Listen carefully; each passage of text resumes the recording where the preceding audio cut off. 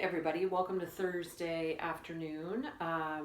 It's nice and sunny out. I hope you've been outside some today. Hey, I've got a great story, a sweet little story today. It's called Tar Beach.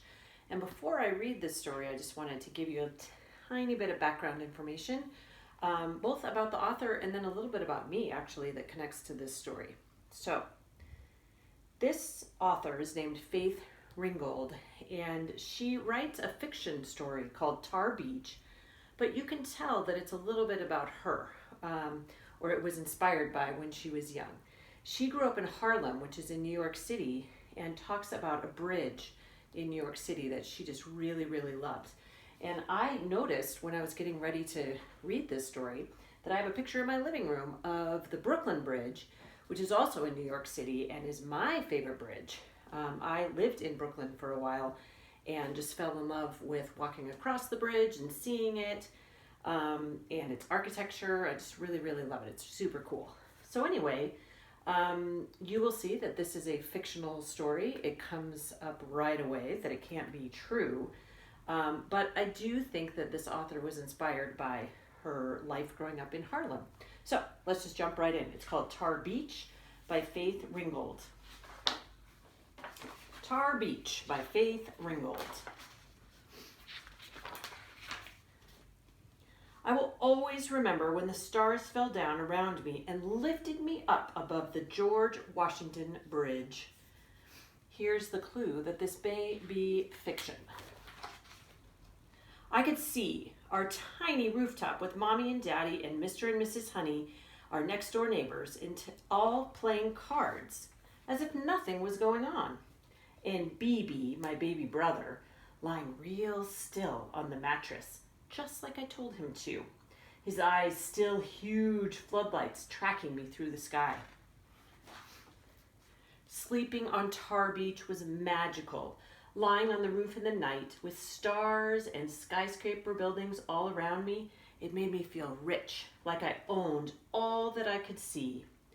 The bridge was my most prized possession. Daddy said that the George Washington Bridge is the longest and most beautiful bridge in the world, and that it opened in 1931 on the very day that I was born.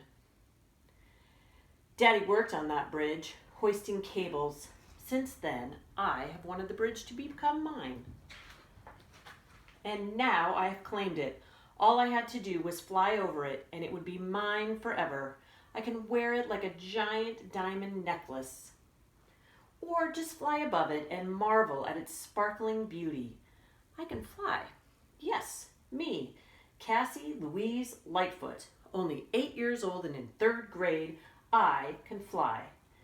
That means I am free to go wherever I want for the rest of my life.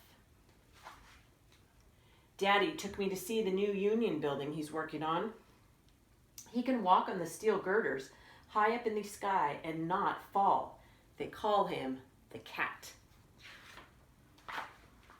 But still he can't join the union because Grandpa wasn't a member. Well, Daddy is going to own that building because I'm going to fly over it and give it to him. Then it won't matter if he's not in their old union or whether he's colored or a half-breed Indian, like they say. He'll be rich and won't have to stand on 24-story high girders and look down. He can look at his building going up. And Mommy won't cry all winter when he goes to look for work and doesn't come home. And Mommy can laugh and sleep late like Mrs. Honey. And we can have ice cream every night for dinner. Next, I'm going to fly over the ice cream factory just to make sure that we do. Tonight, we're going up to Tar Beach. Mommy is roasting peanuts and frying chicken, and Daddy will bring home a watermelon. Mr. and Mrs. Honey will bring the beer and their old green card table. And then the stars will fall all around me, and I will fly to the Union Building. This time, I'll take BB with me. He has threatened to tell Mommy and Daddy if I leave him behind. I have told him it's very easy. Anyone can fly. All you need is somewhere to go that you can't get to any other way. The next thing you know, you're flying above the stars. And here's her family. Looks like they're kind of having a picnic here with their friends and neighbors out on Tar Beach.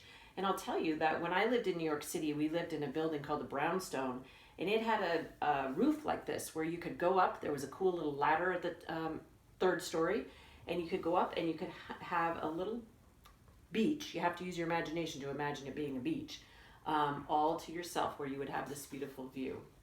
Anyways, I hope you guys loved this story, and I hope it helps you think about maybe what might be your favorite bridge. All right, see you later.